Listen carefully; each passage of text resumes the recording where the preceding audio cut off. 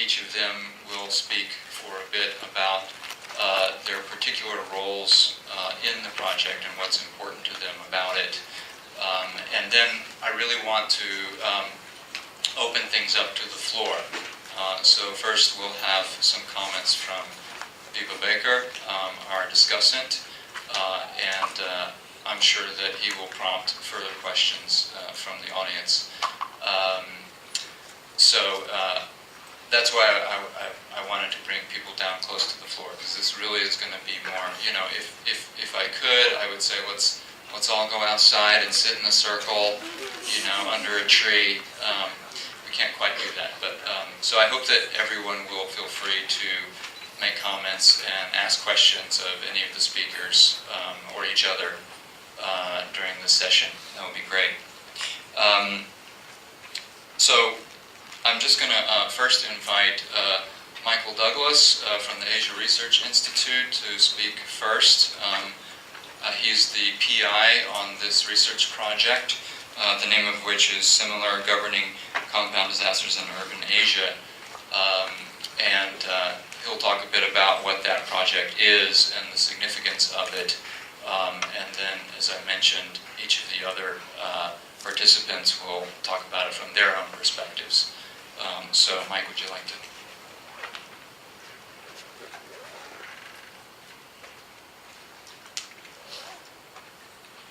Thank you, Tyson, and thanks to the organizers and everyone for coming and listening to our presentation about what we're doing. One small correction, the title is Governing Compound Disasters in Urbanizing Asia, and I'll explain what that difference means as we go along.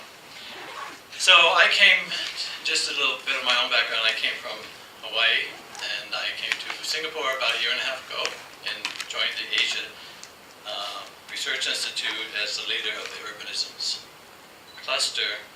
And we talked about what we should be doing, developing themes. So one of them we decided on would be about disasters.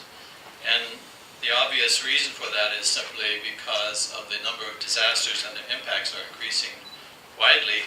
And Asia seems to be the place where they're more frequent and more impactful. So that was one of the main reasons. Let me talk a little bit about what our approach is. It's a multidisciplinary approach. And the effort is toward improving understandings of the changing risks, vulnerabilities, responses, and resilience to environmental disasters.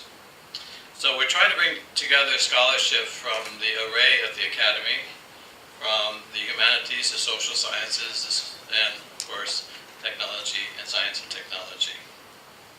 We also believe that a sector approach is no longer, if it ever was appropriate, it's no longer appropriate to addressing the complex interplay of social and environmental interactions. So, as I like to say, a flooding problem is not just a water problem. It's multifaceted. We have to start understanding that. It's not only an engineering question either. It's a social and political one as well. So now let me talk a little bit about why urbanization is, to use a kind of tired phrase, a game changer. Why urbanization, Asia's urban transition, is profoundly changing all that we know and think about disasters. Let's remind ourselves that Asia in about 1970 or so was less than 20% urban. Now it's approaching the 50% mark and about to go over it. This is not a uniform process. It's not happening everywhere. So one of the main aspects of urbanization is what I can call the agglomeration effects. We now have the city regions that are surpassing 25 million people in one huge urban agglomeration. That concentration of people, in the case of a disaster, is actually larger than we've ever experienced. And how to deal with something that it's a large city of those scales is really something we don't have a lot of experience about. We could imagine if Fukushima or the tsunami had hit Tokyo instead of Tohoku, what a horror that horror would have become even more. With Tokyo area alone having about 40 million people and the large expanded condo region. So the agglomeration effect puts new vulnerabilities because we also have migration.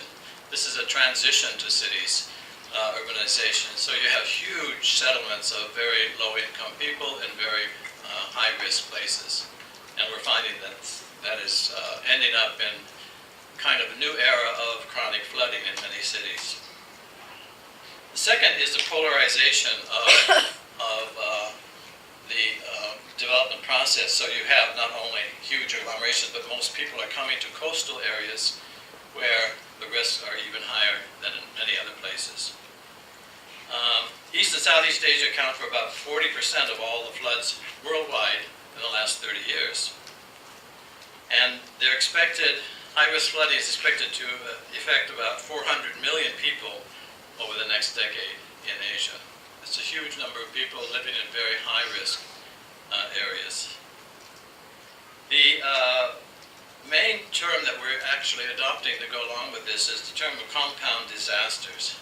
This is, I don't know how old it is, but I don't think it's that well established. Perhaps I'm wrong. This is talking about how one disaster cascades into another. I think we could talk about three different types of compound disasters. One is very local. So the flood hits the kampung, and then your business is lost. The connections to the people who supply you are broken. And so that community has a really great difficulty in recovering. I think we can say, although it might be an overstatement, that the physical recovery from disasters seems to go much more rapidly than the social and economic recovery. So you find a lot of places look okay physically, but the society itself is far from back on its feet. And that's another reason we want to look at disasters over the long term. Second kind of impact is one disaster, in a sense of an environmental occasion, leads to another. So an earthquake causes tsunami, and then if we'd like to say that a nuclear meltdown is also something environmental, then we see that one environmental disaster, flooding, leads to landslides, leads to something else. So this cascading of multiple disasters within that own realm. The last one, I think, is the one that's getting most attention. That's, we could call that network impacts. Because cities are also nodes, points in a global system of cities that are articulating the world economy. So when something happens in Japan, that immediately links it over to Thailand or to another place. So when Toyota had to shut down, or chose to shut down in Japan after the tsunami, earthquake, and so forth, so did Bangkok's Toyota manufacturing had to shut down, at least partly, and over in Bogota the same thing. And then in the same year, Bangkok has its flood, and guess what? The Toyota plant there can't make the parts for Toyota in Japan. This kind of reverberating impact through networks is really going to increase a lot in the coming years, but also it's very hard to track. And I think most importantly, you can't predict it. You're sitting in Bangkok and suddenly your factory has no orders, and you don't know why that happened. You weren't in that danger zone. So we have a whole world that's now caught up in the impacts called compound disasters. The numbers are really quite huge when you get economists involved with talking about billions of dollars of impact through these networks. And a very large, so we imagine a very large disaster hitting a major urban agglomeration that is key in the global economy. You can see the impact of that going around the world. So when I say urbanizing, I don't mean we're just talking about urban, but classically in the study of cities, we know that cities from their origin were busy organizing the countryside for their own purpose. So we find the building of mega dams, for example, the harnessing of nature in very remote, quote unquote, areas are actually in service of cities. So we're saying that disasters are now occurring in an urban matrix of interrelationships. And cities and countryside are always involved in them. But it's that connectivity that creates the kind of relationships that, in effect, in one area will have in another very quickly. So these are the reasons why we're looking at urbanization. Asia is now going through its urban transition. By the end of this century, we'll be more or less through that and reach 80% or so urban. Some countries have already done that, like Japan or Korea, and they're entering a new realm of urbanization in which they have shrinking cities and emptying countryside, and that also has to be taken into account. Okay, finally, we use the word governance. We're trying to shift the discourse away from management, which is more of a technical kind of term and is appropriate in some occasions, to governance. And there are many reasons for this, but one is, I think the most central reason is that disasters are political. Disasters speak to power, speak of power. And as I was commenting in one presentation yesterday, a disaster is a disruption in those power relationships. And it's very interesting to study a disaster from that perspective to see who wins. Does power shift?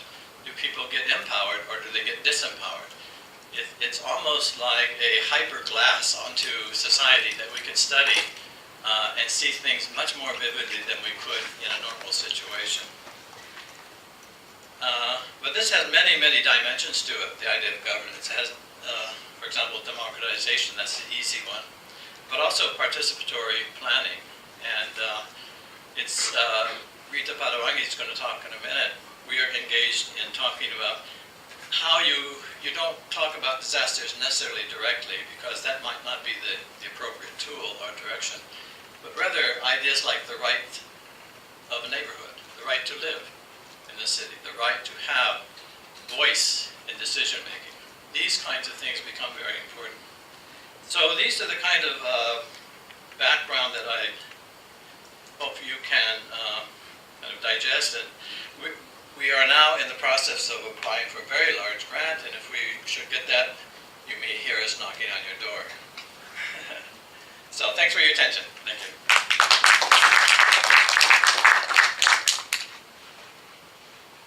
Thank you, Mike. Yeah, and indeed, one of the reasons that we want to have this discussion is to see about links for collaboration, if there are any interests.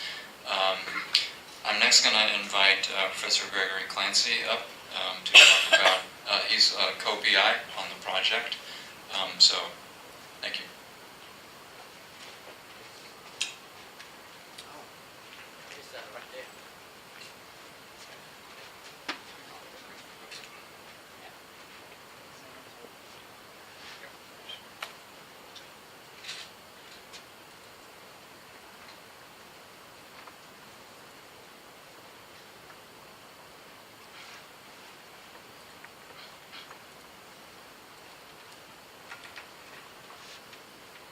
Hi, my name is Greg Clancy, and when I wrote a dissertation on Japanese earthquakes late in the last century, one of my advisors said, "That's a fascinating topic, but for your next book," he said, "you have to think of something that's broader and of more interest to general population, because disaster studies are rather peculiar." I had the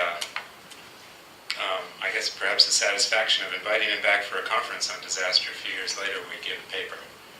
Now he's doing that. He's doing that as well. And so one question that I want to tackle at the beginning is, why disaster studies now so suddenly in the 21st century? And then what can STS contribute to that? There's a lot of ideas, most of them not mine, but let me give you a few of my own. Arguably the major nightmare image from the late 20th century that I certainly grew up with is the mushroom cloud.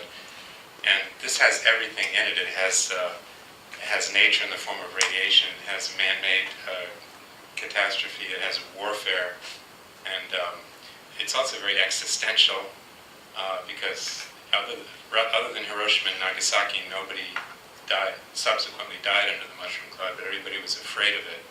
Of course, a few people did. I have a picture of the Japanese fishing vessel in 1954, the sailors from that were radiated, and of course other people died as a result of nuclear testing. But that was always a little bit more theoretical than real for those of us who were not at Hiroshima and Nagasaki. What's happened in the 21st century is very different images of disaster. Images that are, first of all, they're sudden and unanticipated, extremely large scale, and also we see them in unprecedented detail, and I think that's important. The imagery of disaster has been so much more graphic. There's actually a poverty of images of what actually happened those days in Hiroshima and Nagasaki under the mushroom cloud. When one goes to the Hiroshima Museum and you actually see hibakusha drawings, you realize that you've never seen them before like that. But we know every detail now of what happens when, and these, I think, have shaped a different global psyche of disaster in the early 21st century. We also link them together based on sometimes just the similarity of the images. The fact that 9/11 and in Japan 3/11 are used to describe these two events also tells us something about our propensity to link them relatively unlike things together. Mike has introduced the term compound disaster, which he and I have talked a lot about and I like, because that's a term, partly because I do Japan, and that's a term that was actually coined by Japanese, and a related term, which is the Japanese language term, Genpatsu Shinsai, which means basically earthquake, nuclear disaster, was also coined, both of them way before Fukushima, to describe nightmare scenarios of the future. That Japanese term was coined by a seismologist as early as 1997. And so even as early as the 90s, even before this century, there was worry about natural disasters triggering other sorts of disaster types and a sort of domino effect. And now that has indeed come to pass and will undoubtedly, probably, as Mike said, given urbanization, come to pass more and more in the future. Also, there's, of course, the awareness of the ultimate compound disaster, climate change, which is a 20th century phenomenon in terms of awareness, not in terms of its origin. Of course, that chart is not the chart of temperature, which you're used to seeing. That's the chart of the number of newspapers in each continent that have reported about climate change from 2000 on, and you see that it's really a very 21st century phenomenon in terms of global news. And of course, I think this year may be the year that climate change skeptics are finally quieted because of what the Scientific American calls global weirding. The idea that in every part of the world, from Sochi, the Olympic venue, to the United Kingdom, to here in Singapore, where finally today it rained, in every part of the world we're seeing climate changing in an unprecedented way, which will certainly make study of disaster merge with study of the environment even more quickly from now on. That, by the way, is a chart of flooded towns in the UK. And of course, the global vortex you know about through the news. So disaster is suddenly very high on the global agenda. It's high on the UN agenda. Ban Ki-moon has talked about the world's vulnerability to disaster risk growing faster than our ability to increase resilience. And other UN documents speak even more pointedly of the same issue. This one from 2011 Global Assessment Report on Disaster Risk Reduction says the risk of losing wealth in disasters is actually increasing faster than that wealth is being created, which is quite a remarkable statement.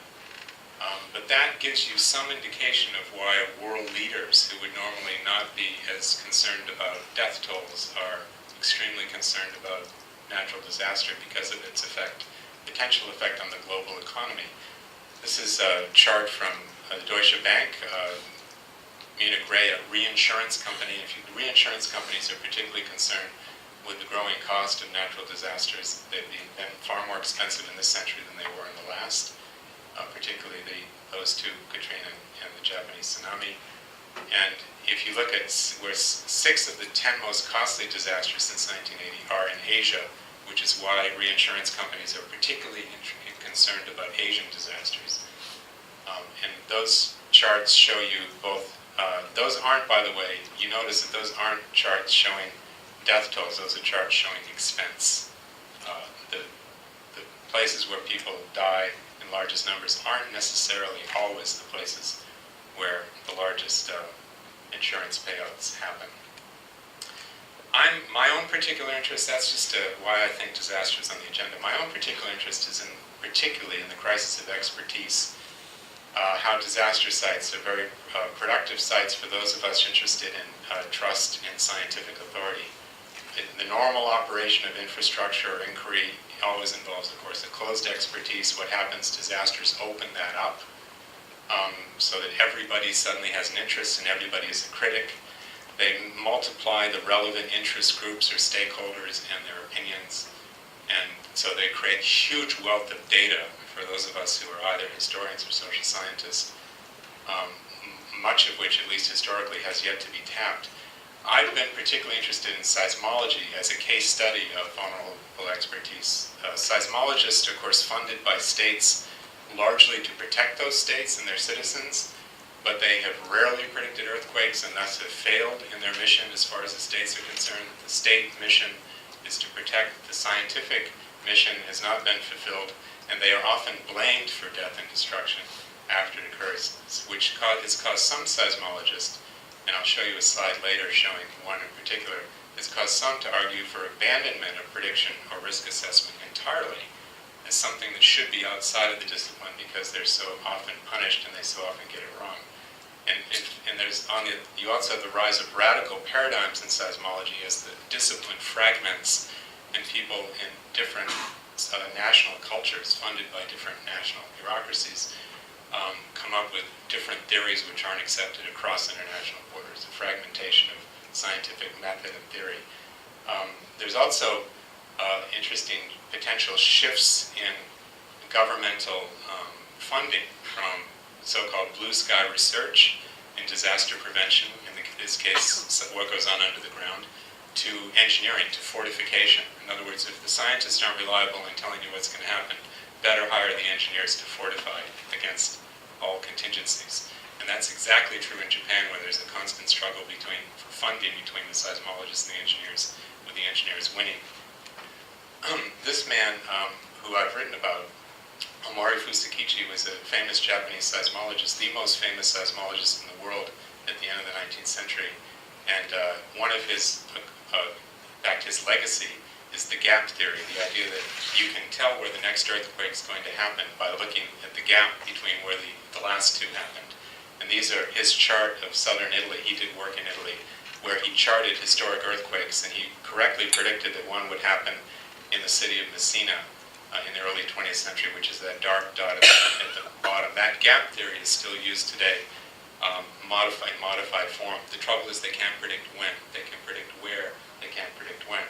And he was dethroned from his position, and also his reputation was destroyed when he failed to predict the great earthquake that destroyed Tokyo in 1923. His younger colleague, Imamura Kitsune, correctly predicted, using Omori's gap theory.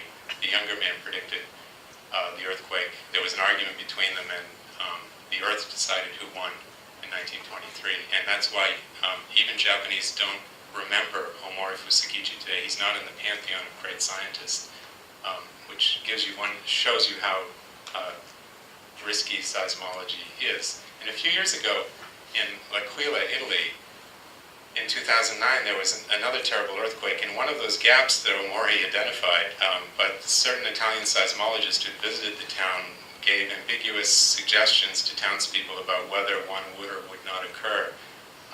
And after one did occur and a large number of people were killed, they were put on trial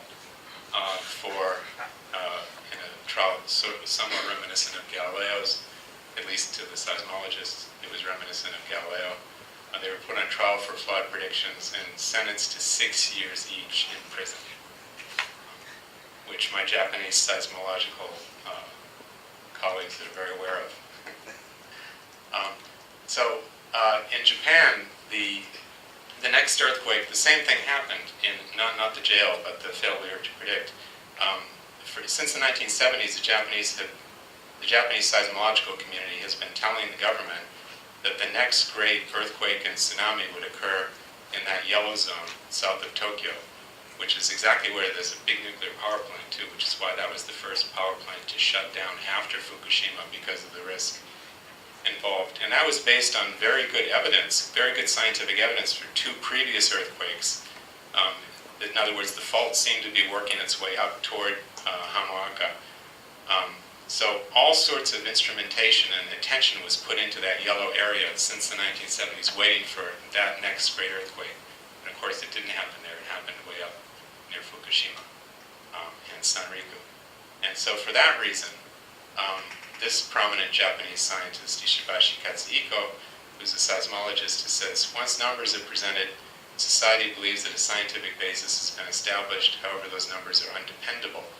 And with this and other statements, he's refused to participate with engineers or governments in risk assessments. It's a rebellion of the seismological community saying, we're not going to sit around the table anymore and tell you how safe things might be in the future. This man has gone even farther.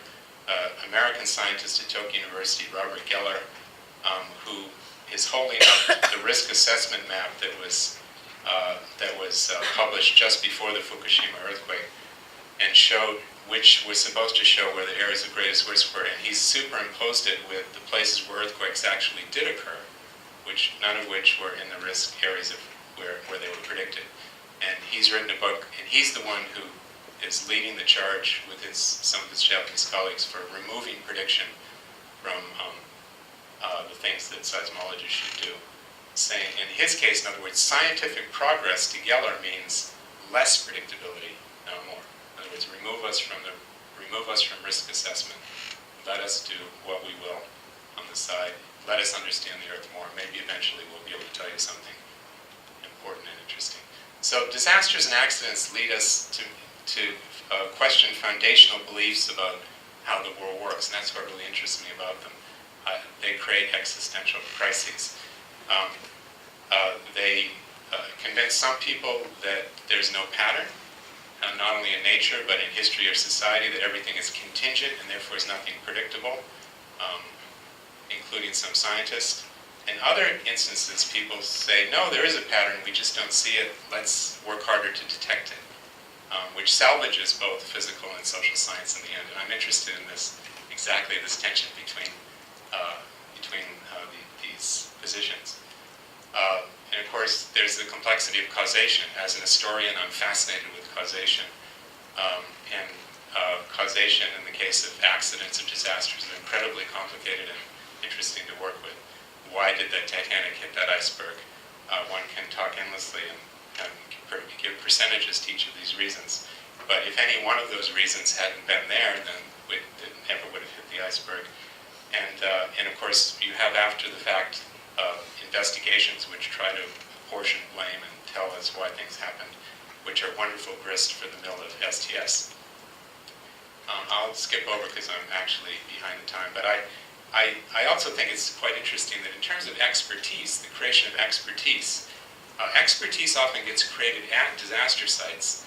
I'm particularly aware of this in Japan because I've been going back and forth to Fukushima Prefecture, which is becoming now a center for radiation medicine and will be into the future, the same way that Hiroshima and Nagasaki are now centers for global study of research on radiation medicine, because they were destroyed. In fact, it's doctors and other researchers from Hiroshima and Nagasaki who are flocking to Fukushima to deliver their expertise and also to restructure Fukushima as a center of expertise. And this is actually perhaps more typical than we think, that there's also a link between the localities of disaster and the eventual localities of expertise. I'll skip back because I think it's just too interesting. This baby tooth survey, which we all may be aware of, that helped to create the nuclear test ban in the early 1960s because the researchers just collected the teeth of babies or children and then discovered that indeed strontium-90 was in our teeth, at least my generation's teeth. That was conducted in St. Louis, Missouri, which is a city here, the yellow star in the center of the United States, which is exactly at the end of the path of fallout. That yellow arc is fallout, the nuclear bombs would explode in Nevada, the fallout would come up over Montana and the Midwest, all the way down to St. Louis. In other words, that could only have been done in St. Louis. It couldn't have been done in Chicago, New York, Los Angeles, particularly Los Angeles, where there wasn't that accumulation. So in other words, and I use that as an example for my Japanese colleagues, that local self-interest can often help to solve global problems. So given the fact that you are a disaster site, don't think that you can't become eventually a center of expertise on whatever destroyed you. Thanks.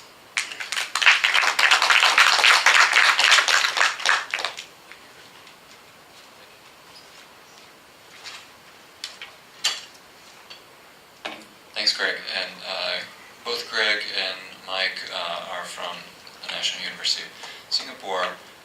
We also have some NTU folks in on this project as well. So Zulfikar, who is kind of the driving force behind this conference, will speak next.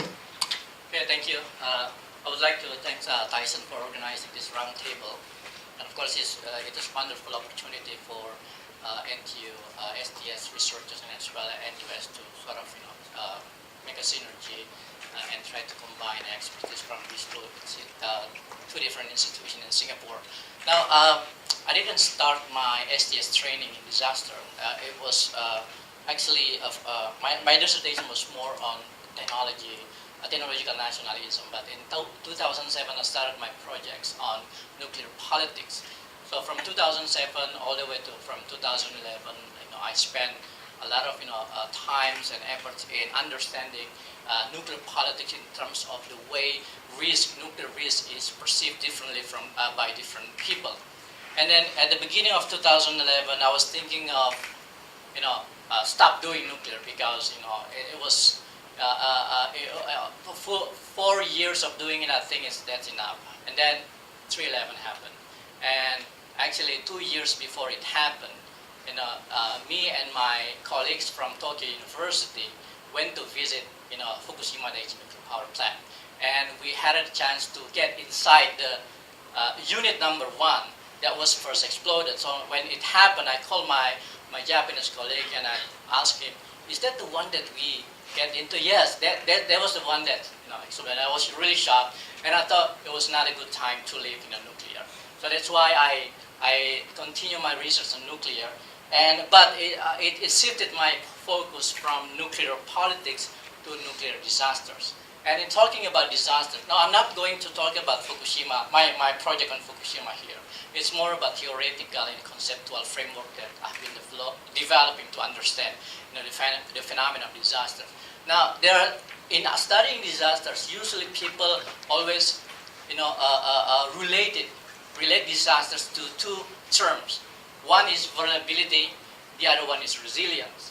Now, I'm working on both vulnerability and resilience, but in my presentation, I'd like to focus on vulnerabilities, and that's why I suggested to sort of modify the title of the roundtable to include the vulnerability. Now, I think I would like to start from our basic understanding of disasters. In sociology of disasters, we understand that disaster is a social phenomenon. It's not only about the nature. It's more about disaster as something that affects society. So in the study of disasters, usually we focus on what happens during the catastrophic event, whether it is caused by tsunami, whether it is caused by terrorist attack, whether it is caused by flooding, etc. And then we try to understand the impact of this catastrophic event, which is basically characterized by disruption on social systems. So it's not about the destructions of environments, more about how social systems are disrupted because of this catastrophic event. And then the study of disasters in I think sociology of disasters since 1960s, 1970s have been focused on the impact of disasters to society. So we studied the social and economic impacts.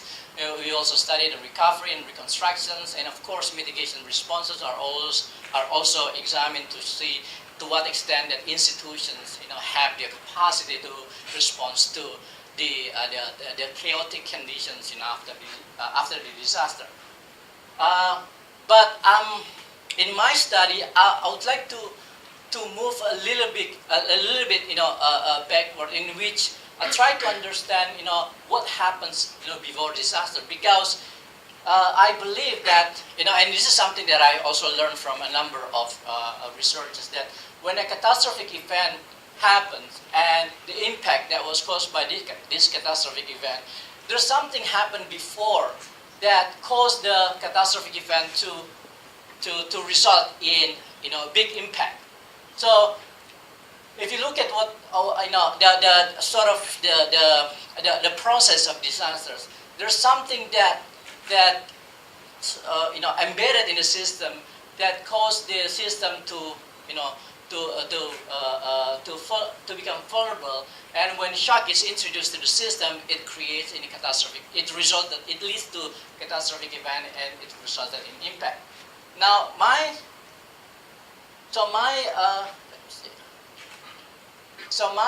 understanding here is that vulnerability is very important to understand here. Why it happened, why it emerged, because the system is more about how the impact is more due to vulnerability than shock, which I will explain later.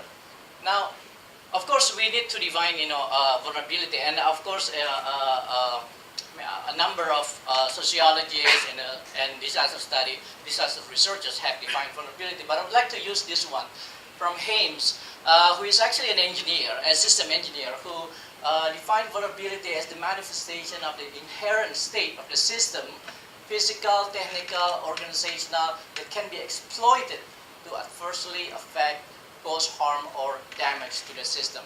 Now, I know that this definition is too engineering-minded. I mean, there's a lot of things that they are not really reflected in this definition. But I would like to start from this definition and then extend it to understand, the characteristic of vulnerability. Now, of course, this person, and is one of the great STS thinkers who I think started studying vulnerability as an STS problem. And he said that vulnerability is the inevitable result of instability and dynamic development. Now, what is interesting from Baker is that vulnerability is seen as sort of something positive that can create, that can, motivate society to produce innovation in order to respond to that vulnerability. Now, another study of vulnerability, of course, comes from Charles Perrow, which is a very famous sociologist of organization that published this book called Normal Accidents. And what is interesting from Perrow is that vulnerability is inevitable in the system due to the complexity of a man-made system that we have created. And there are two sources of vulnerability that are embedded in the system. One is interactive complexity, and the other one is tight coupling. And I will explain later, and we can discuss it further in the discussion sessions about these two characteristics of vulnerability. But the main idea, the main point here is that vulnerability is located within the system, within the complexity of this system, and it is something that is inherently embedded in the man-made system.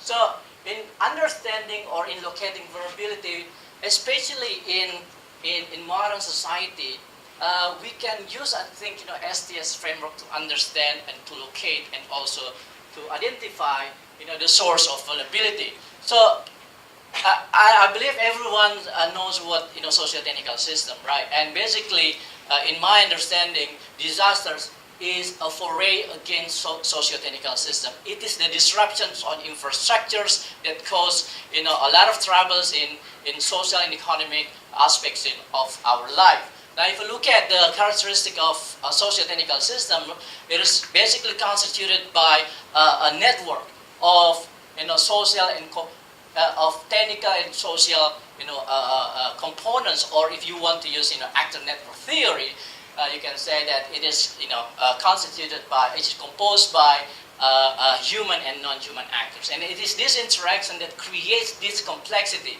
So the more complex the network is, the more vulnerable it becomes. There are three characteristics of characters of vulnerability that have been studied by sociologists and system engineers. One is that because of the complexity, vulnerability is typically emergent. Emergent means it is something that comes from interactions at the lowest level of in the hierarchy of the system. So it's not something that is clearly, feasible in the big picture of the system, but it's something that comes from, details, the interactions of little components with other components and create this, vulnerability. The second one is that, and this is something that I would like to contribute to the understanding of vulnerability, is that vulnerability develops over time, and it can also undevelop.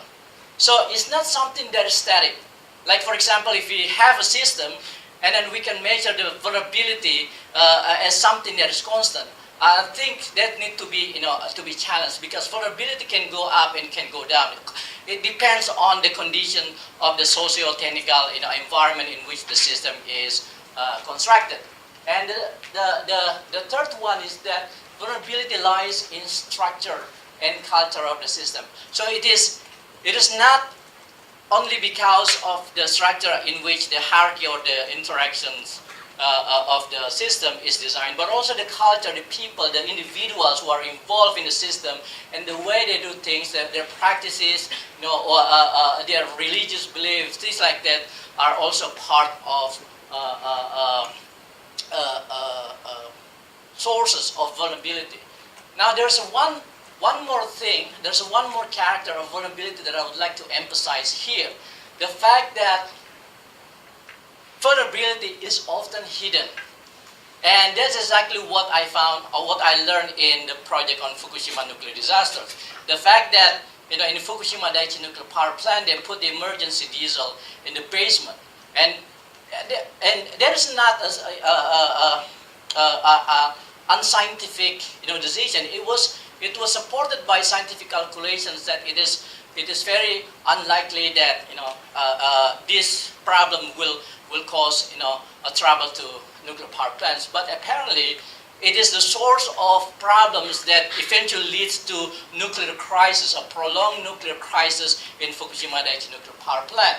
So what we learned from Fukushima Daiichi nuclear disasters is that vulnerability is something that can be hidden.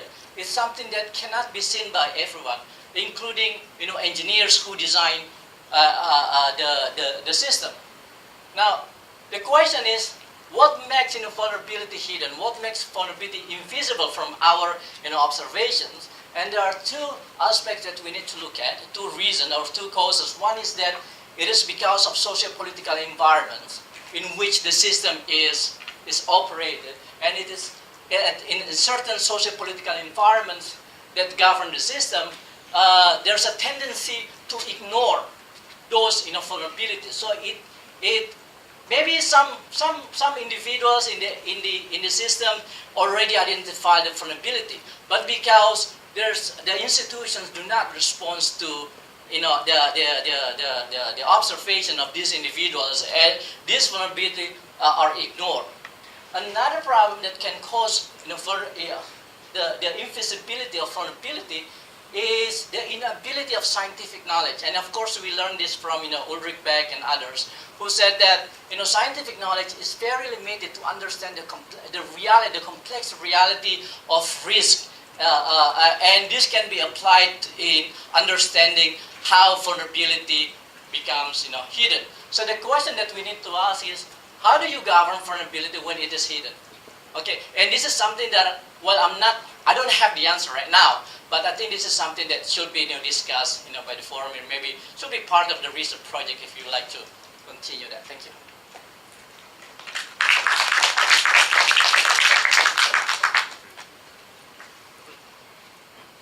Thank you, Sulfikar.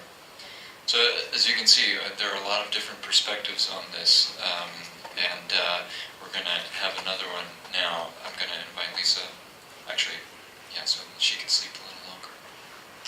Lisa, why don't you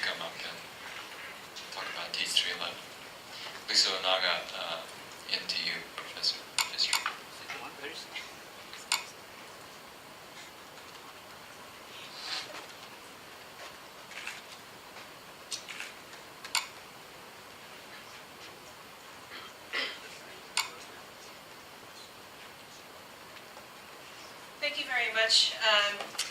I am perhaps one of the least likely people to be here on this project, and I think I'm here because of the Teach 311 project. So what I'm going to do is give you a little bit of genealogy of how this came into being and where that is also leading me in a new research direction. But the question of why is extremely important to me. Why am I here in this room with this group of researchers? Why did this disaster occur, the disaster referred to in 2011? And the impossibility of providing an answer as a single person is extremely, is an important characteristic of what guides me here. And in turn, the continual asking of that question, why, is essential for gaining further knowledge about the particular, about the details of that event in its moment, but also in a historical way. So that question of why is extremely important for resisting an erosion of memory. One of the powerful things that that particular and simple question can give us is a way to remember. And what role then do we as researchers, as a scholarly community, as STS researchers, what can we do, or what role does our research play in intervening in that erosion? And so one of the things, when I have given other presentations, it was before this redesign of the website was available, and one of the icons I used was an owl. And the owl represents wisdom. And my question is, where does wisdom fit in to our studies of STS, which are so focused on knowledge? What is intergenerational knowledge? Is that wisdom? What is the temporality of that thing that we call wisdom? And how does that get preserved? How does it get maintained? And that is extremely essential, I think, in keeping in the forefront, keeping in front of our eyes this question of like, how do we go forward while also looking back, while making sure that our past, our shared pasts, our past that we inherit, that we learn, that we study, that are not necessarily our own, are informing what we do. Like, how do we maintain that cognizance? And so that question simply can't be answered alone. And that leads me to the Teach 311 project, which began out of many of these conversations. Mostly, for me, I was living in Berkeley at the time, and I had lunch the next day with one of our colleagues who was visiting from Japan, a sociologist studying nuclear waste management, and we had these questions that we just couldn't answer. We basically sat in silence.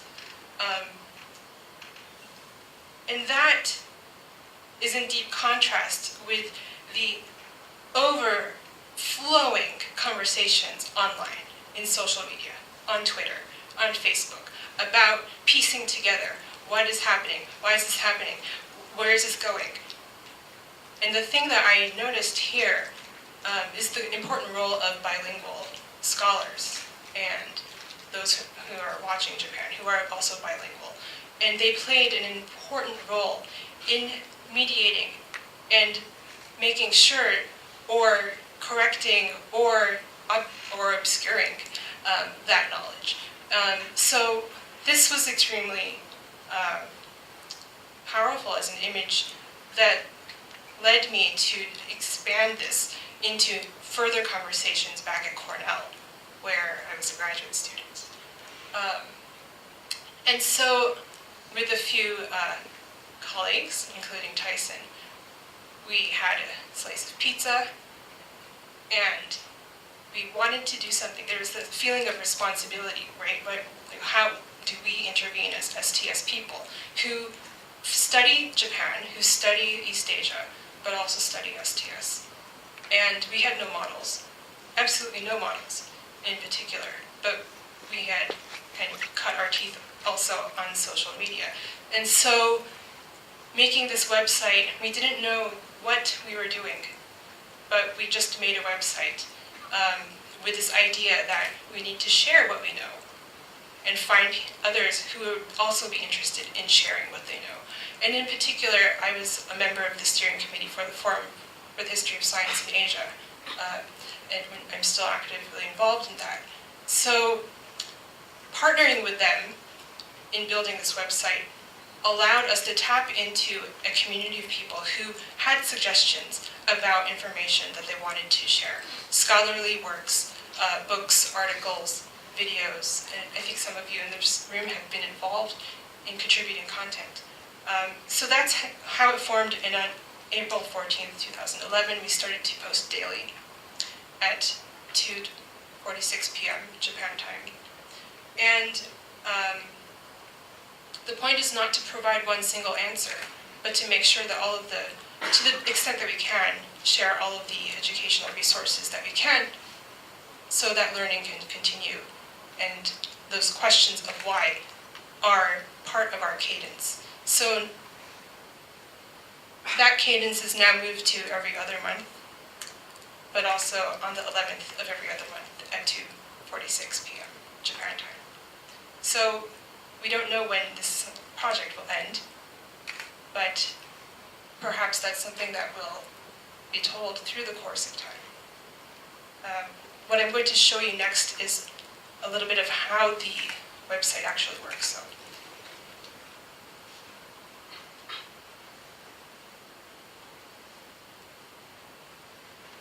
the URL, is this on? Okay. The URL is provided here. Everybody received a bookmark, so you can take this home, and it's just teach311.org. Okay, so the layout is quite simple, and we did not categorize it by subject, mainly because the subject matter comes from whatever is posted, so that will dynamically change, and the tagline will change. And you can also search accordingly to however you wish. But if you click on any one of these items, what you'll see is a description and citation information, and usually there is some discussion of its role, pedagogical role towards this question of why did the event happen or the events happen. But they are by no means specific to Japan. So anybody who is interested in mobilizing a conversation or discussion or extend their teaching with respect to Asia or beyond can participate. So we also have a Twitter feed, and so anything that we post will also be reported on Twitter. And you'll notice that here, if you're interested in getting involved, you can contact us easily. And by genre, we have divided up the information. And the most important thing is that this is available increasingly in different languages. So language and overcoming that barrier is an extremely, how shall we say, important issue. And it raises the question of what is translation here? What is translation in practice? Well, let's just not talk and debate about translation. Let's just see what happens when we do it. So I think for this project, and I'm talking about the broader project that we're part of, we'll ask after that a little bit more through the Teach 311 project. So the next thing I want to talk about is how is this leading into scholarship? And I think that's an open question, an open-ended question with results yet to be known. But the thing that I have found, or I'm going to switch to this. The thing that I found is not that there is simply a gap or hole in language availability of certain kinds of scholarship, but in the course of running this website, I found that there are, of course, subjects, issues that have not necessarily been receiving as much attention as one may have thought previously. And so for myself, I am a historian of biology in Japan, and I look at silk culture. And that means the silkworm, the organism that produces that. And so I had these questions from the biology angle. Why is there so little information that we can find about the history of radiation biology about Japan, for example? So that has led to a further question that I have about my own research, as I looked at how genetic studies of the silkworm have progressed into the post-war period. And that transition of silkworm geneticists making silk or textiles has, I found, been moving into, in the 1950s, especially after the Bikini Atoll incident, a move to examine amongst silkworm geneticists a use of the silkworm to determine the lowest permissible dose of radiation on an organism before mutation occurs. And that is the elusive question that of why that literature has not come to the fore. It just hasn't been examined quite in that particular way. So what I'm saying here is that there are new kind of research questions that emerge that come out from this kind of work.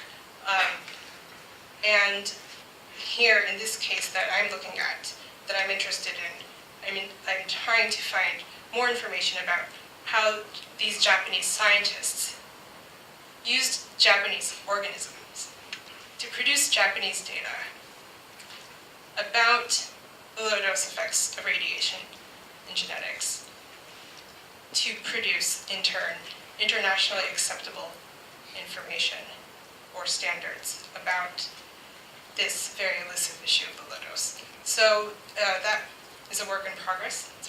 The results will be hopefully coming out soon.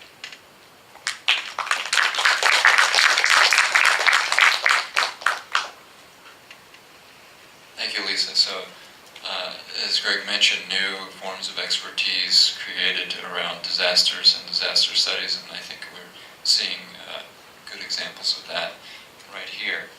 Our next speaker will be Rita Padawangi from the Asia Research Institute at National University of Singapore, and her assistant and counselor, Serena. Thank you, Tyson. As I mentioned previously to the organizers, because this is a Saturday and this is a weekend, and someone actually lay claims on me and my time for the weekend. So I have to bring my shadow to this presentation. As Zulfikar mentioned earlier, I am also a member of this project that we are in together on governing compound disasters in urbanizing Asia. Zulfikar mentioned that he was not originally a disaster researcher. Neither do I. I'm a sociologist, and my research interest was actually on community activism in urban Asia, particularly in Jakarta in Indonesia. When I did my dissertation in 2007, it happened to be the year when Jakarta actually experienced its worst flood in history. And at that time, depending on which data that you're looking at, roughly 70% of the city was actually flooded, and hundreds of thousands of people had to evacuate. And so when I did my rounds of interviews during my fieldwork at the time, looking at activism in Jakarta, a lot actually mention about floods and their reaction towards floods.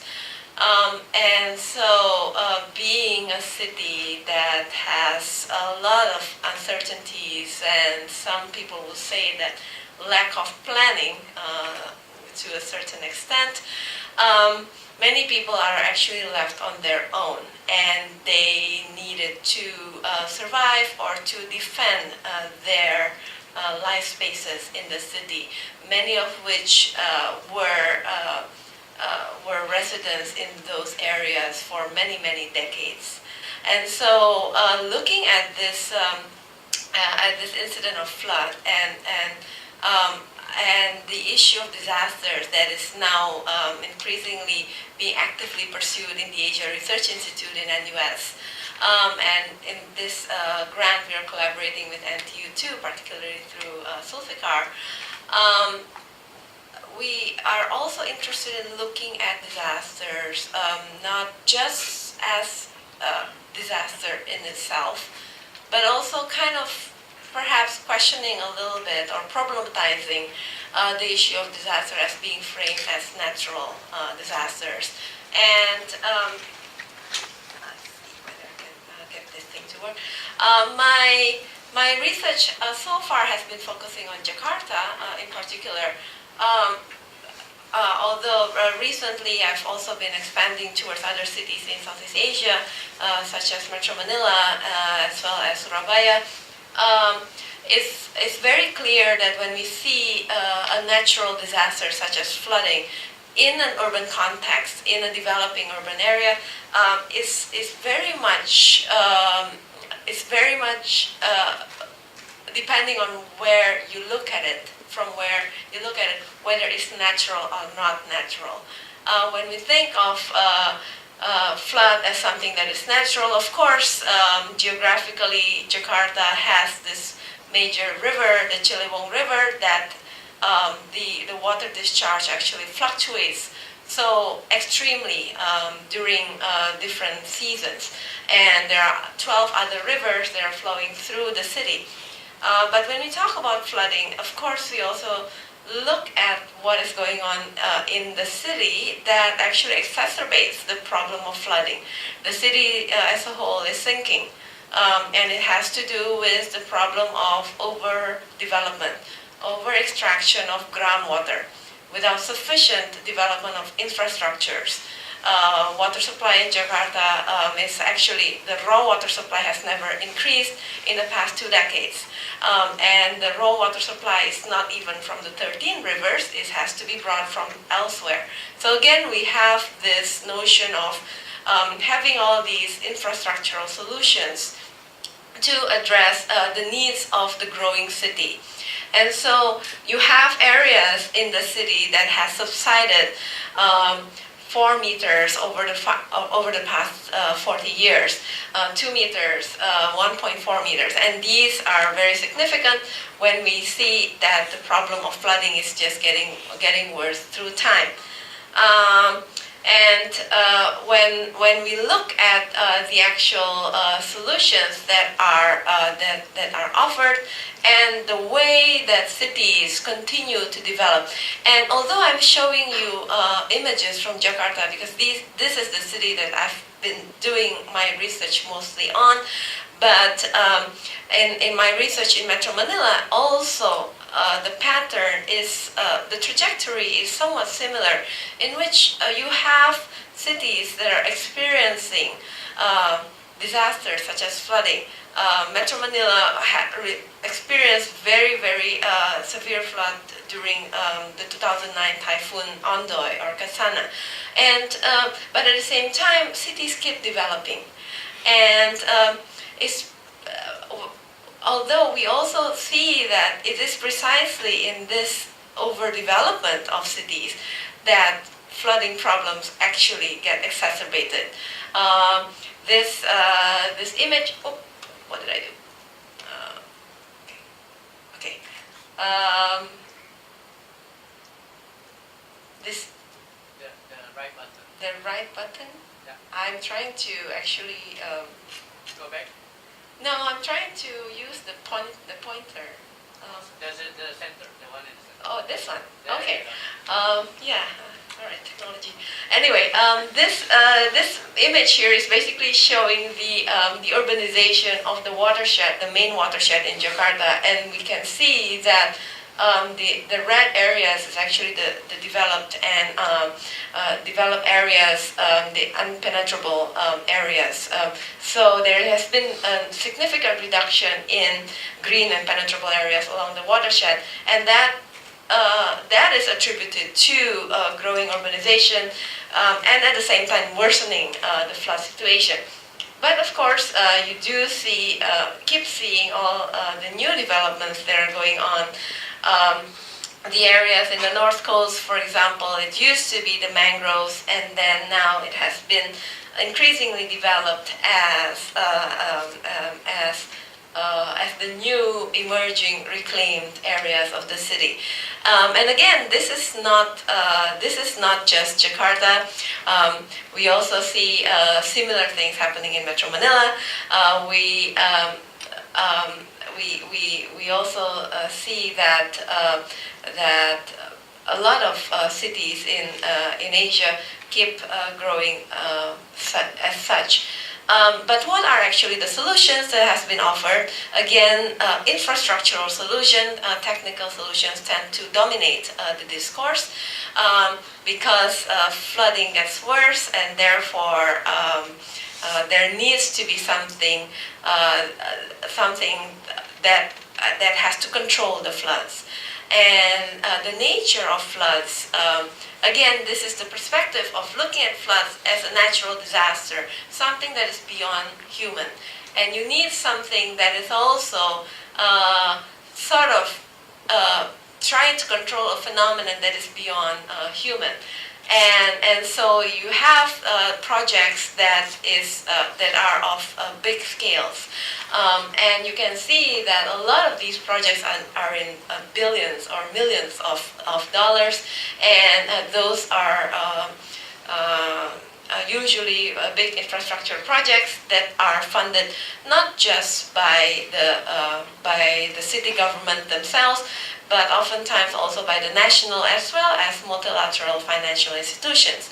And so we start seeing a lot of different interests are actually playing into the issue of floods and addressing floods as a natural disaster and trying to save the city, trying to save the economy of the city by implementing all these developments that are actually along the continuing trajectory of overdevelopment.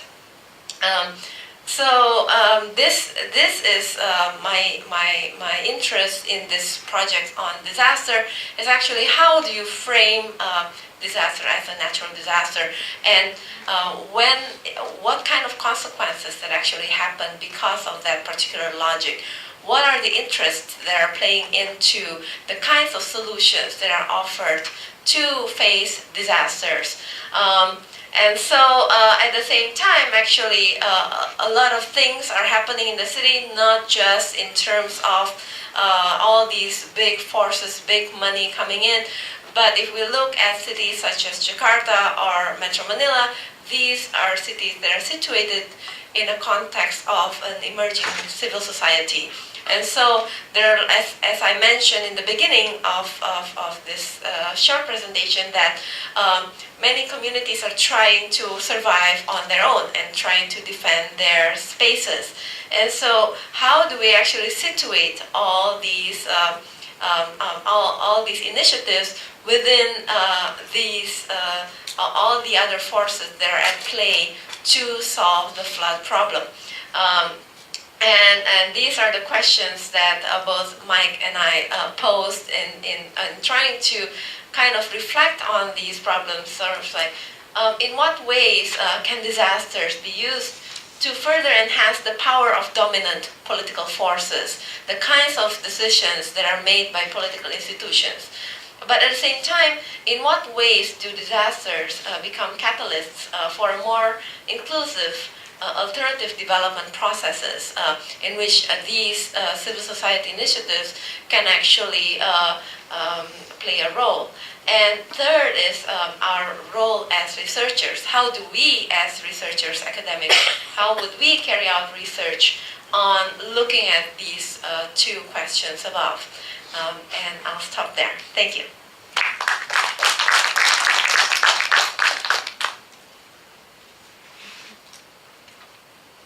Thank you, Rita and Serena. So, I mean, we have, perspectives from that are theoretical, pragmatic, methodological, from the programmatic to the specific, all kinds of different angles on disasters and disaster studies. And this, the variegated ingredients of this gumbo, I've asked Professor Viva Baker to digest for us and respond to. It's now appears even more daunting than I had anticipated. So please welcome Professor Baker. And we're going to sit, we're going to bring these chairs here and sit, and so Professor Baker can speak to us as well as to all of you, and you can then ask us questions as well. So.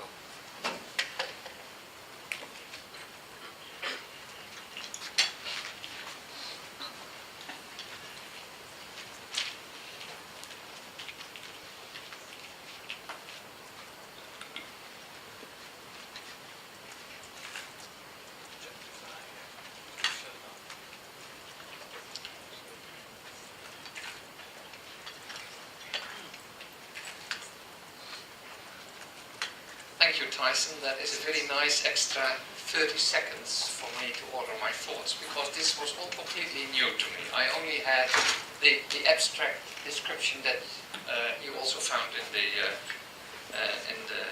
program. I want to make 4 points. Actually, 1, 2, 3, and point 0 to preempt it. Point 0 is that I am extremely impressed, and I really like the project. And I'm not saying that because I'm polite. I'm too much of a scholar, trained to criticize. I mean, we are generally valued to tease out a little point of critique, and we cherish that. And I'm not going to do that. In my points 1, 2, 3, I'll pick out certain things that I particularly liked and add a few comments to that. In this point 0, I want to highlight one remark that Michael made at the very beginning. For me, the concept compound disaster is new. I mean, that may say something about my bad reading and knowledgeability, but let it be so. And I found particularly the networked impacts with which you finished, but also the cascading and someone else called the domino effect. And of course, your first point, the more typical SES point, that we can't distinguish the physical from the social, etc.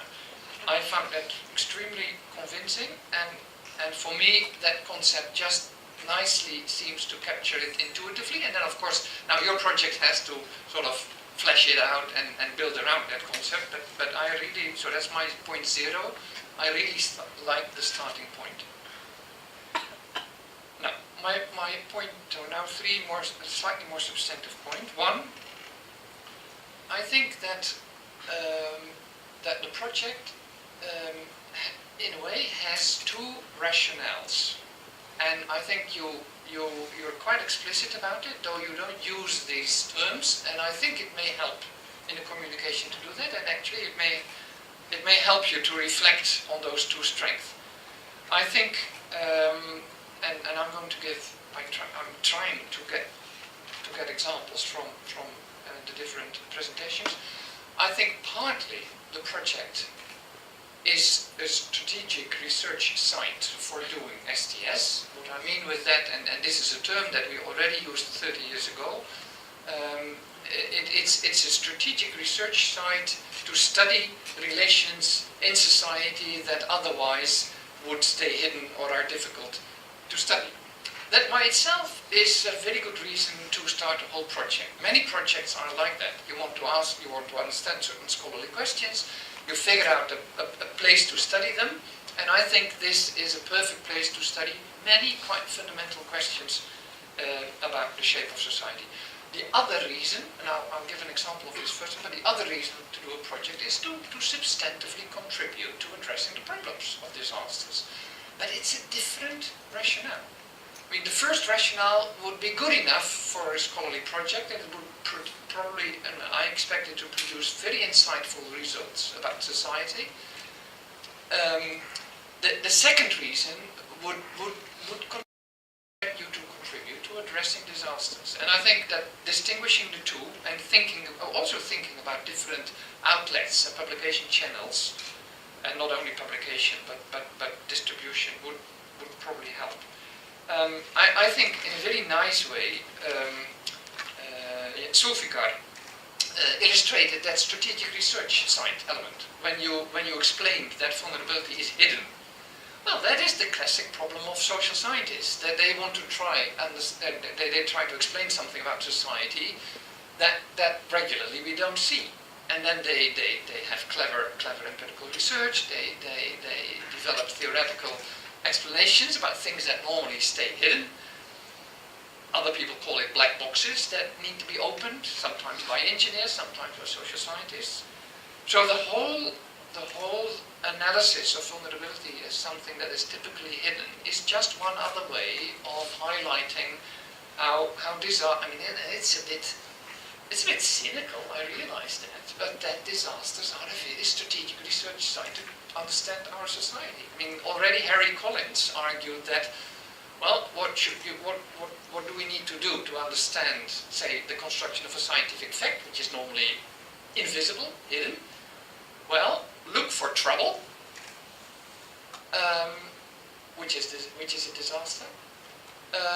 Look historically for things where it rubbed and where things were difficult. That is at least an example of really doing a minute reconstruction history of 3/11. And the other strategy is be there when it happens. Do lab studies, in this case, engage with disaster folks. So I think that all that, and it would even make it a very nice methodological sort of teaching case for arguing that strategic research side point. I think it also very, very clearly promises to be a substantive contribution to I much more like Mike's term governing, or the issue of the governance of disasters. And a nice example of the Cornell students setting up this website, I had already visited it, but I'll do it again. That was a very concrete and a very direct way. I mean, then it's not about your project now, but it's a way in which SDS people concretely contributed to doing something in the world rather than only writing about it. So that was my first point, that I think it will help both in your own reflections and in telling the world about the project to realize that you actually have two very important reasons to do the project, which complement each other, but they are different. Second point is a bit more conceptual, mostly about vulnerability. I'll make one brief remark about expertise.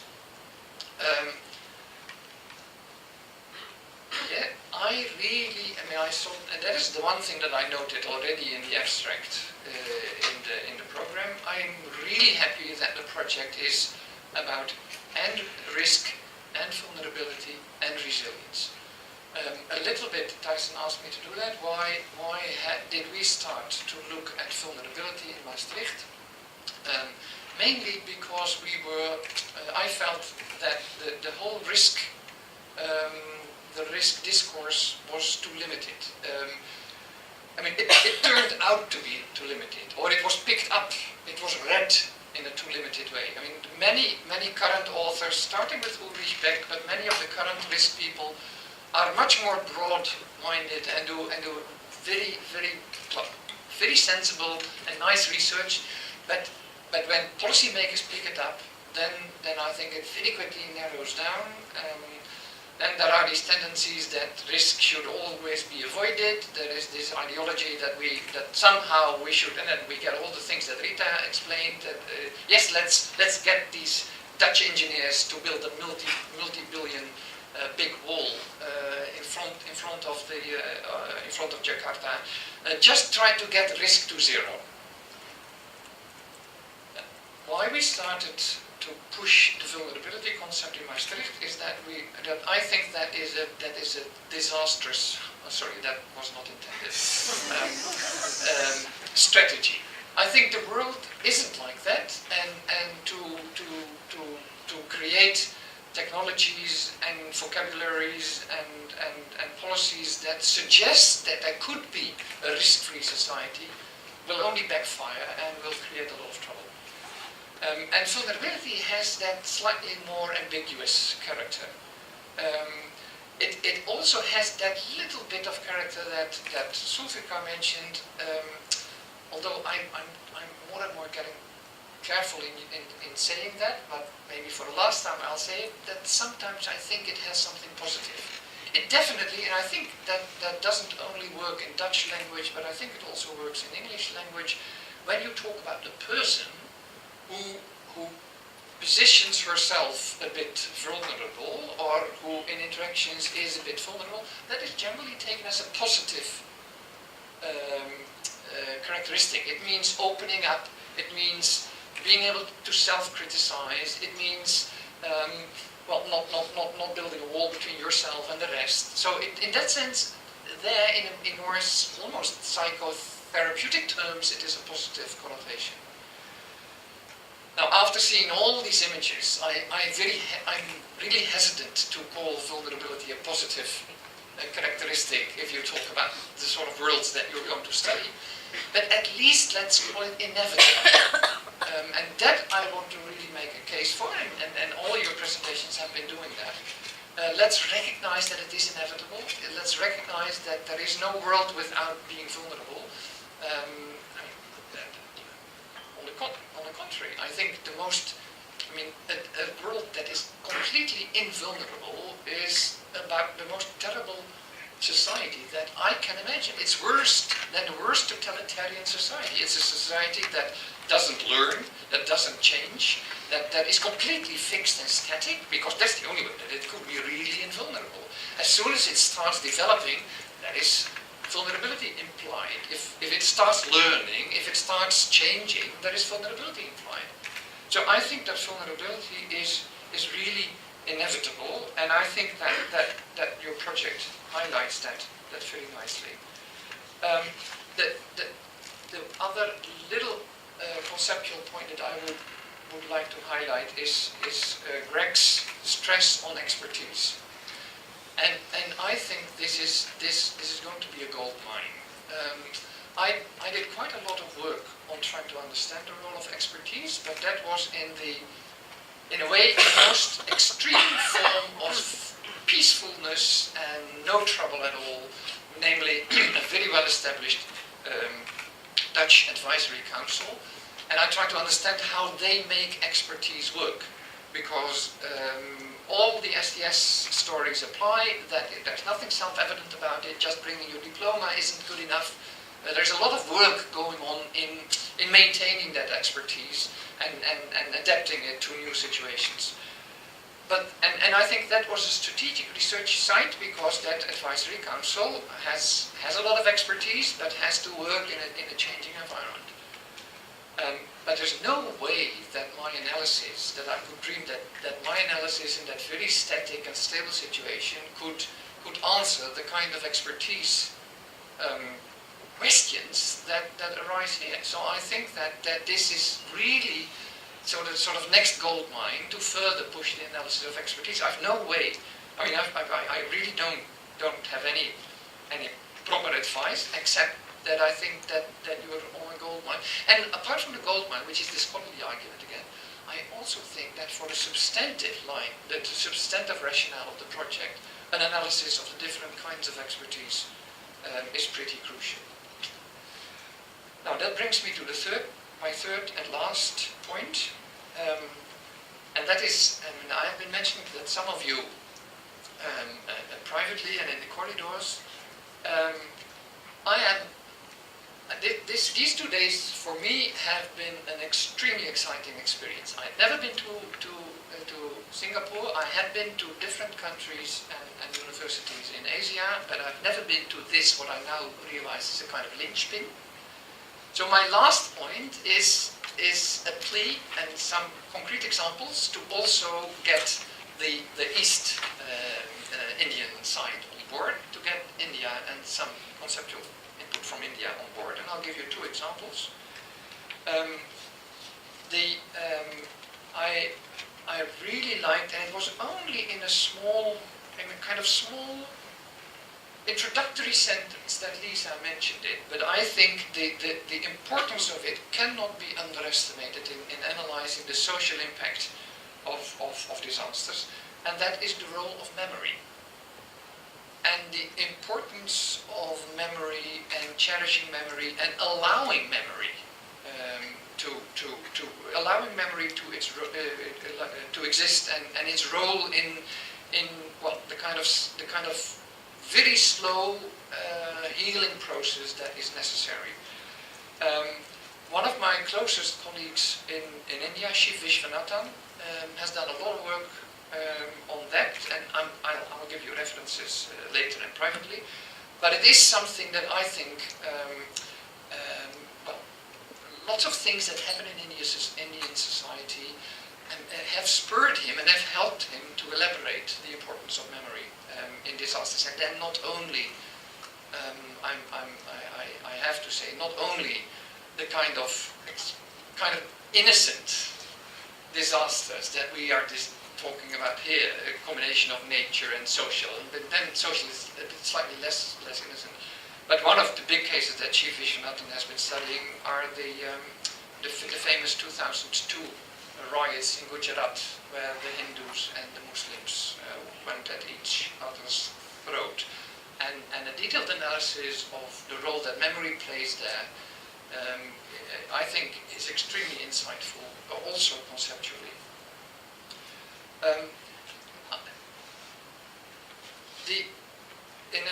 We just approved the cover design, so it should be out in, I think, 1-2 months.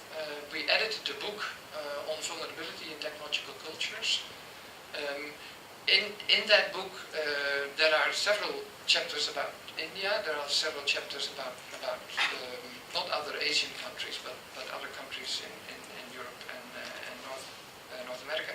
One of the things we play with, and I should have mentioned that when I talked about vulnerability, is that we should play with the languages. And then we've made one table there, which we just offer to the reader. We don't really elaborate a lot, but we say, well, if you talk about risk, there is a certain set of words. If you talk about vulnerability, that creates a slightly different, well, maybe not a completely different language, but at least a different dialect. And let's recognize the differences between those dialects. So, risk talks about society, and we would like vulnerability to talk about culture. Risk about institution, vulnerability about community. So, Gesellschaft is broadened to Gemeinschaft, let's put it like that.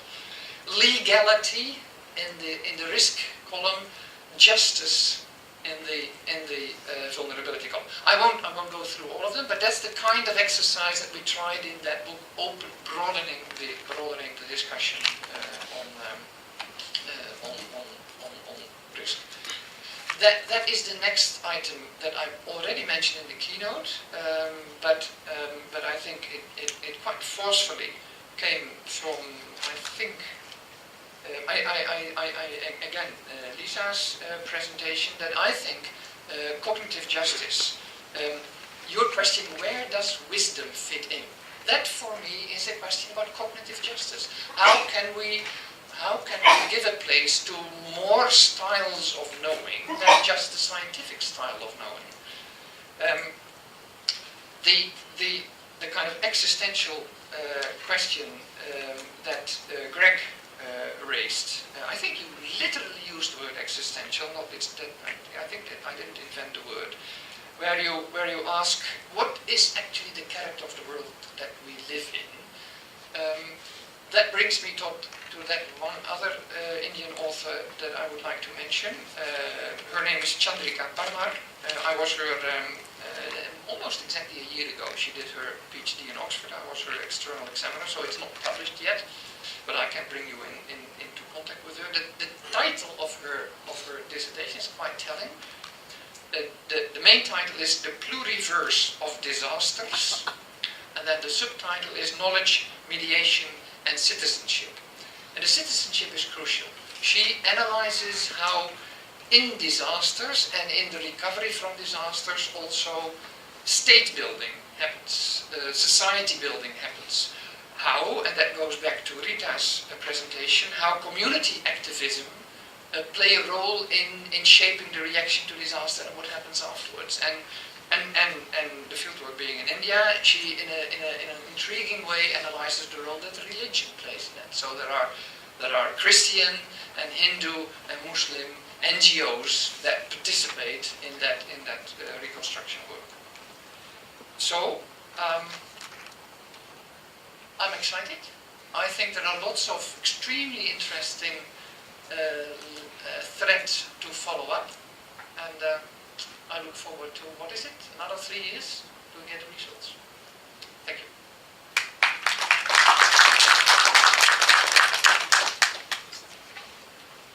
Thank you so much. I'm amazed. I would not have been able to say something so coherent after such a diverse set of presentations. And I think it's a very appropriate, your last point about expanding to India is also very appropriate given the theme of our conference of global STS and transnational, international collaboration and so forth. We are, due to my total lack of time management and discipline, running over a bit. But I would like to, if we could, open things up to the floor, sure, for at least 10 minutes to hear people's questions and comments and reactions.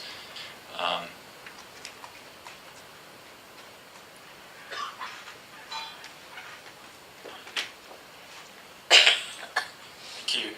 Right, my question is, I hope it is not too intrusive. I think it's also the time for us to perhaps to redefine what disasters are. Actually, because following by Professor Baker just said, so if we bring in memory, that because my background is psychiatry, actually, the disorder, the diseases that is directly linked to disasters, PTSD, post-traumatic stress disorder, and argued by one of the most prominent historian of trauma, that Simon Wesley, he said that because one of the symptoms of PTSD is flashback, and this is caused by the invention of film technology, right? So actually, this challenges the temporality of disasters already, right? So, and also there's also a debate about the nature of disaster that will cause that will influence the response of human beings. It's not only the sudden onset of disaster, but perhaps what about the protracted exposure to adversity? For example, like SARS outbreaks, it can last for months. What about military occupation? What about your everyday fear about your food safety? This kind of thing, right? So my question is, in what way that we can redefine disasters? Thank you. Yeah, is that okay? Looks like the band, I'm not sure. We may only have one functioning. Okay, hi. Well, I've been going back and forth to Vienna and Fukushima under an IAEA project where for the past year I've been in rooms often with a lot of psychiatrists studying That's Fukushima. They're actually from Fukushima, or they're from the Chernobyl site and other sites, and even the 9/11 site in New York. And they've been talking a lot about post-traumatic stress disorder and arguing whether that's the appropriate frame for everything or whether it's more complicated. So I've learned a lot about disaster psychiatry just from listening. A couple things I've learned, and this is not my own research, this is reporting what has been discussed in the room, is the transmission of trauma through generations, which they say is well documented in many disaster sites. Chernobyl has been intensively studied in that regard, how people that didn't experience, the children of people that experienced the Chernobyl disaster are equally afraid of things because those stories of the traumas handed down through generations, according to some discussions. And also, in your field, in psychiatry, I realize there's now global networks of psychiatrists who, they're all gathering in Japan, who have studied what happened in New York, what happened in New Orleans, etc., and are starting to talk independently of us in STS about how to collectively talk about disasters through psychiatry. I'm always a little bit uncomfortable in a room where everybody's talking about memory as an historian, because from one perspective, it's a bad word for us, because we don't necessarily believe that memory is very trustworthy, and the reason that we are historians is because there's not enough memory. We get paid to go back and find things because people forget them, or they remember them in the wrong way. So that's just one little footnote about memory.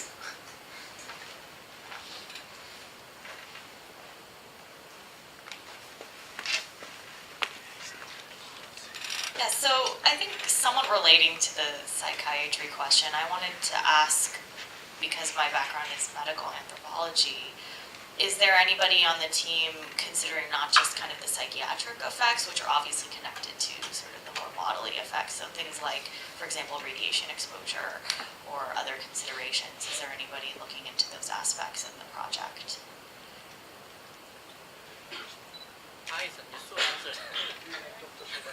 Yeah. Well, there's a bit of a politics of talking about focusing on whether the main health problem in Fukushima Prefecture is radiation exposure or is mental health. And that's a delicate issue. The doctors on the ground are telling us that their major issue is mental health. That there's more casualties and more problems created by people's fear of radiation than from low-dose radiation exposure.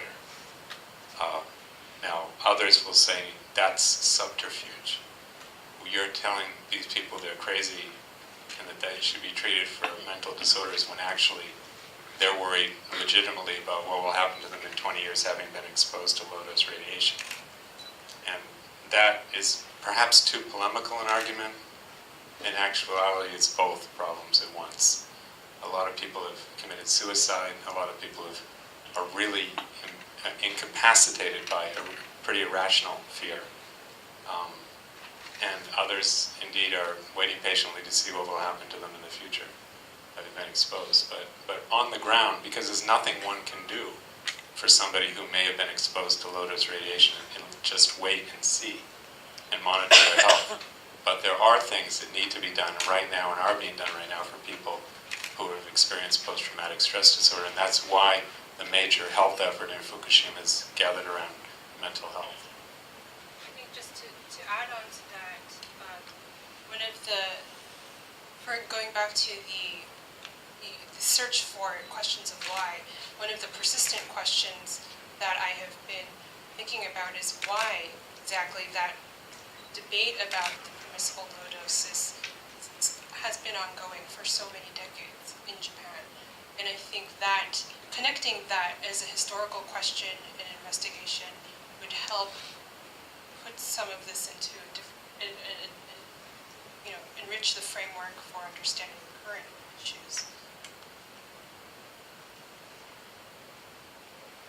And also, we're interested in collaborative links, so.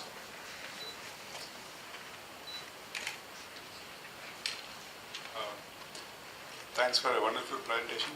I was looking for, particularly on the vulnerability aspect, I was looking for the social aspect of vulnerability. If you place people on the vulnerability index, there are some who are more vulnerable and there are some who are less vulnerable.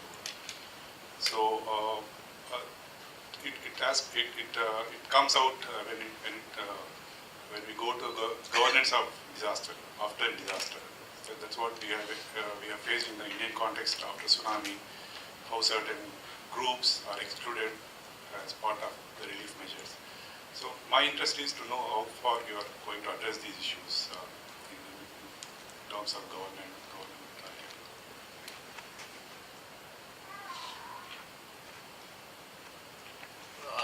Very briefly, this brings in the whole question of the multidisciplinarity of what we're trying to do. Because in the past, in many cases, it's the expert that tells who's vulnerable. But in fact, there are a lot of stories and a lot of people who will tell you that they're vulnerable, but they're invisible. And so how do you find those kinds of stories? You have to have ethnographic and other kinds of methodologies rather than simply the expert saying that so many people live in slums. And that's on the kind of basic research side. On the other side, oftentimes the solutions for vulnerable populations, for example, as Rita was talking, is simply to relocate them, to evict them, and not to help them stay where they are.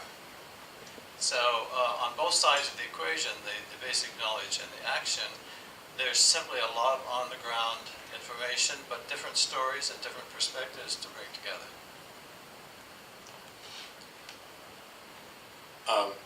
We had a conference that Mike and Rita and others were at the National University of Singapore last year. And the most controversial paper there, I think, the one that got the most discussion, was by an Indian scholar on the very topic of whether who's victimized by disasters in slum areas. And they claimed, this particular scholar was claiming that actually there's so much reconstruction to do that the rich pay for after a disaster in certain Indian cities that slum dwellers benefit. There's a net benefit rather than a net loss. Now, if your house is destroyed and people are killed, it's a net loss. But if your house survives and nobody's killed, and you can then be employed after the disaster, it's a net gain. And this was controversial, I noticed, among many members of the audience. For me, it evoked memories of, or not memories, but historical documents from the Tokugawa period in Japan, when, this is pre-modern Japan, when every disaster, or particularly big disasters, were recognized as having winners and losers. And I argued later that in the modern period, the idea of winners and losers disappears in the official discourse. Everybody's a loser. And we couldn't on CNN say, well, these people benefited. But we know that they did, but the reporters will never say that. It's not allowable. Back in pre-modern times, it was allowable. In fact, that's what all of the woodblock images after Japanese disasters were about, or are parroting the social situation, how some people benefit and some people don't. And actually, the ones who benefit the most in those parodies are the common people of the town, who then get employed because then the rich have to pay for reconstruction. So it's an interesting issue to bring up, but one that always creates a firestorm when you talk about it, because it's not what normally gets talked about in developmental official discourse. So maybe we can have one more quick question. Kenji? I'm not sure it's so quick, but being in Japan when this 11 happened, the problem, the issue of expertise or the crisis of trust was one of the things I was very much concerned about, and so I thought we might be able to use STS expertise to deal with that question. But the problem is STS itself expertise, and also it was involved, and it was discredited, especially science communication people, in which Japanese SS people were deeply involved. was also one of the target which was attacked by various actors.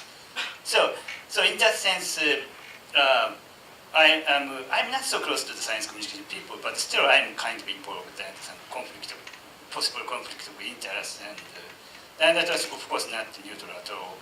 Then, I find it very difficult to talk about it. So that's why I'm kind of disinclined to do this, to work on this side now, rather than I work on the history and waiting to be this incident to become maybe in 10 years it become part of history, then I might be able to work in it. But maybe from outside you can do it. I don't know what do you think. Part of the answer, how I would answer that is in my own dissertation research of recovery planning in Tohoku and in Kobe after the earthquake. The experts, the built environment experts who are helping the communities with their Machizukuri associations, a really critical part of their practice is what I call trust work, which is a whole set of practices that they do in order to secure the trust of the local people and to establish their credibility as experts. So they are both simultaneously establishing their credibility as experts is in a process we're all very familiar with in STS, and that same process also establishes their trustworthiness as moral agents to be able to represent the communities. And they kind of developed this repertoire of practices in Kobe, and they have now taken that to Tohoku, where they're employing it again and training their successors on how to do that.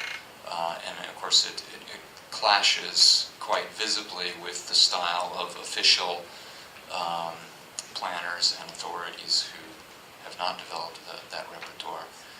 So one thing that we can do is we can sort of learn from actors, how do they overcome this crisis in credibility? So it's an important question. Okay.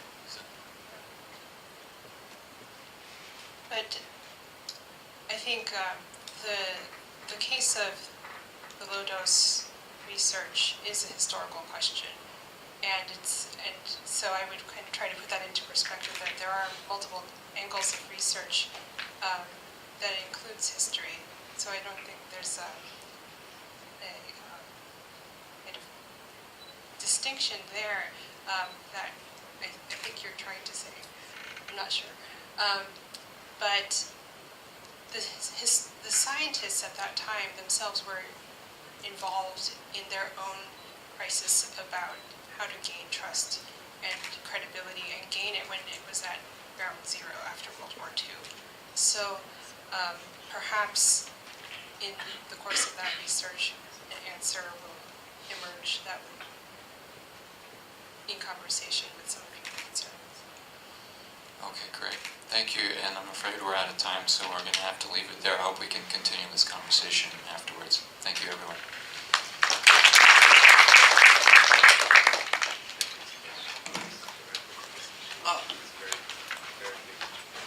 Actually, everybody, could we have you all come down so we could take a group photo? That'd be great.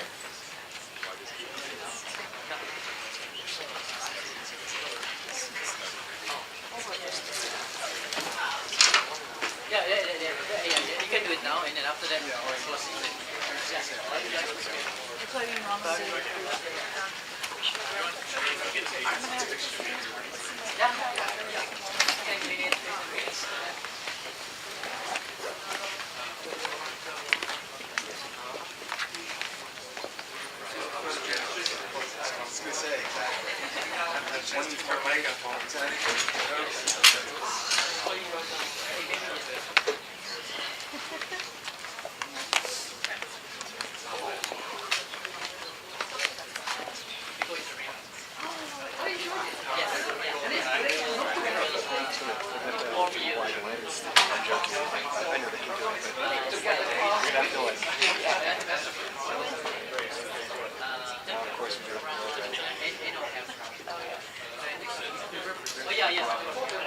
I know.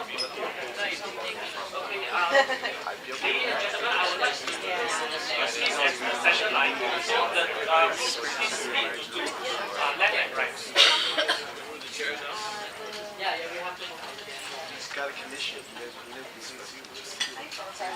And Professor Harlem Stevens from History, and I are co-organizers of the Humanities, Science and Society Research Cluster here at NTU, alternatively known as HSS at HSS. We would very much like to thank you for your active participation these 2 days in this international conference. In the closing 10 minutes or so, we would like to share with you some of our notes about what a global STS look like, and also hear from you what you think a global STS may look like in the decades to come. Yeah, Professor Harlem Stevens will share the slides. Thanks, Shirley. I know you've all been sitting here for 2 hours or so, so I will be really quite brief. So in the past couple of days, we've seen a wide variety of engaging talks, seen talks about genetic disease in Brazil, hacker farmers in Taiwan, about Mexican drug lords, about biomedicine in Singapore, so really ranged across a lot of topics.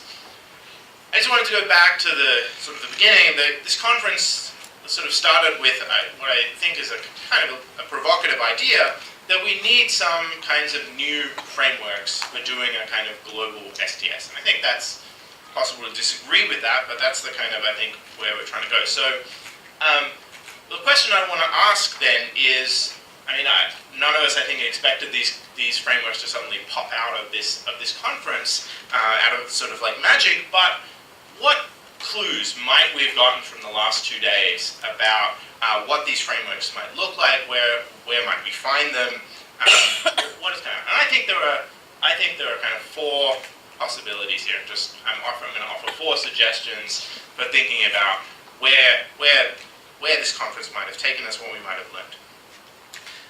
First of all, I think that what's been reflected in the last couple of days is a huge amount of interdisciplinarity. We've had papers not only from sociologists, historians, philosophers, and anthropologists, I think they're sort of fair to say the kind of hardcore of STS, but also scholars in communications, English literature, art and design, public policy, medical doctors, as well as natural scientists themselves.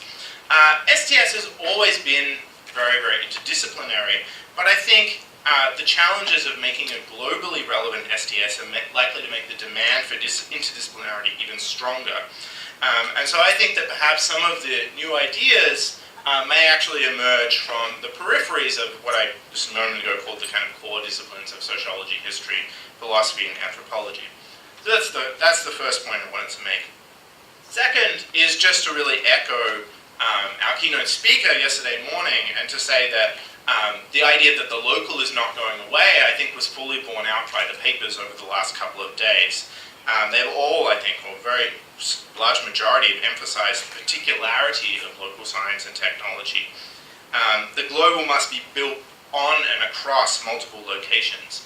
To give you one example, in David Mercer's talk this afternoon, we heard about the setting of standards for safe levels of electromagnetic radiation.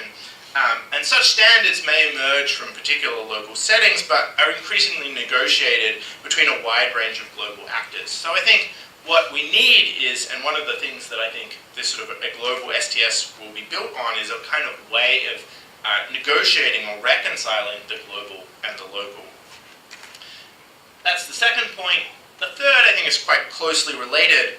And this is perhaps even saying the same thing, and this is what we might think about as a kind of decentering of science and technology, or such as to say, maybe there are many different centers of science and technology emerging. I think there's been the sort of old-fashioned STS has been a kind of organized around a kind of set of center-periphery arrangements, but I think we're seeing what I've called here a more sort of multipolar idea of science and technology emerging. I think this was exemplified actually yesterday in John DeMoy's paper, where he talked about South Korea attempting to export its model of development to places like Vietnam. So again, in examples like that, we see that this is not just center and periphery, but multiple and poles related in a kind of complex way. Finally, and this I think picks up again on what Professor Beaker said yesterday morning when he talked about public-private partnerships. I think a global STS will also pay attention to new kinds of institutional frameworks, not just public-private, but also sort of making that a little bit more complicated by sort of talking about institutions that emerge through and are inspired by open source. We've had, I think it's noticeable from looking at the program, a variety of papers. I think I've encountered 7 papers that have something to do with open source, with hacking, with hacktivism, with hackerspaces. And this was not a function of the conference committee picking out those papers specifically. This was a function of the abstracts that we received. And so I think there's something kind of interesting about that suggests that there's something interesting going on in STS's interest in these kinds of topics, and perhaps something about open source captures something of the new possibilities for redistributing power in a kind of globalizing world. So that's really all I had to say. Perhaps we could, maybe just for 5 minutes, we could open the floor if anyone wants to add to this list, to disagree with what I've said. And I also wanted to as a point of provocation for discussion, go back to Gary Downey's sort of prompt yesterday to think about what is STS for, what is global STS for. So if anyone has any comments, we have microphones again here, but yeah, I'm going to leave it there.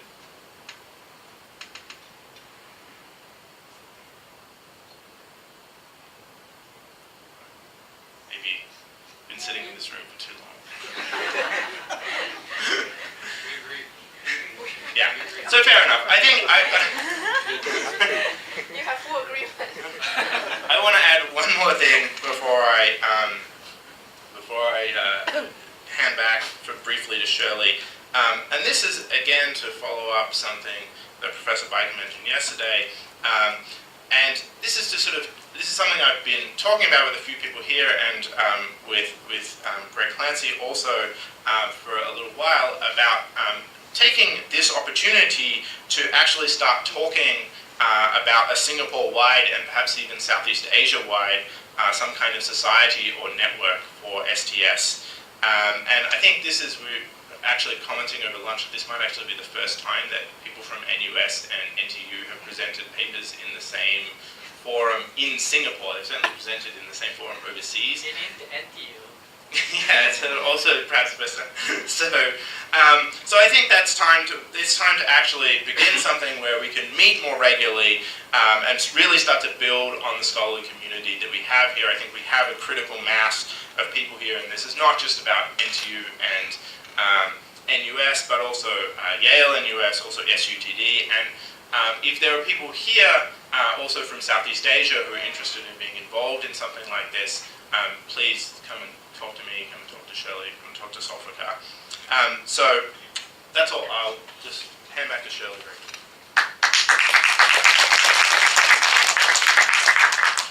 I'm going to close this session by giving our special thanks to 2 people without whom this would not have been possible. Professor Zulfikar Amir and also Dr. Lyle Booth.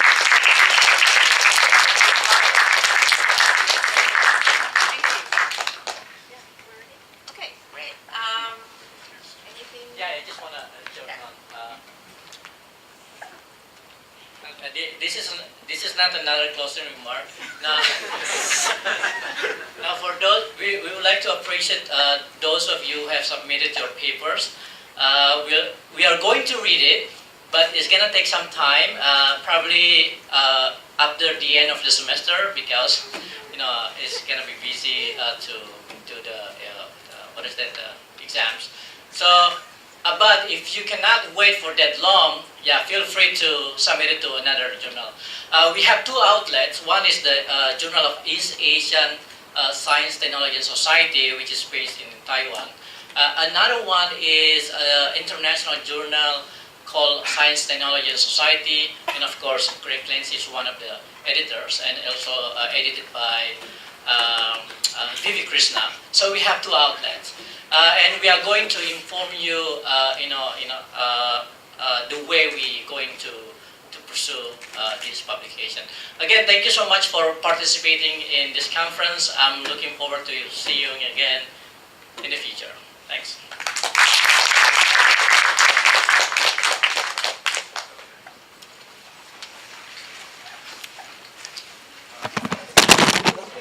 By the way, there is a bus coming at 6 o'clock.